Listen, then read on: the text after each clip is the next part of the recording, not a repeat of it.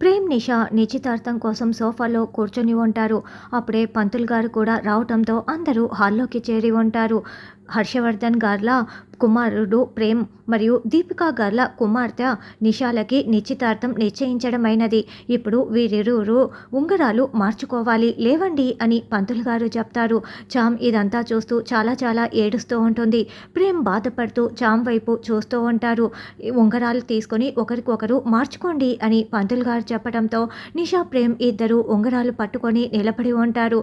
అయితే ప్రేమ్ నిషాకి పెట్టకుండా అలాగే చామ్ వైపు చూస్తూ ఉంటే చామ్ ఏమో చాలా చాలా ఏడుస్తూ ప్రేమ్ వైపు చూస్తూ ఉంటుంది. అయితే ప్రేమ్ మోసం చేశాడని చామ్ అనుకుంటూ ఉంటుంది కాబట్టి ప్రేమ్ వైపు చాలా కోపంగా చామంతి చూస్తూ ఉంటుంది. నిషానే ప్రేమ్ చేతిని అందుకొని ఉంగరం తొడుగుతూ ఉంటుంది. ప్రేమేమో చామంతి వైపు చూస్తూ నిషాకి ఉంగరం పెట్టబోతూ ఉంటాడు. హర్ష, రమాదేవి ఇదంతా చూస్తూ చాలా చాలా సంతోషపడుతూ ఉంటారు.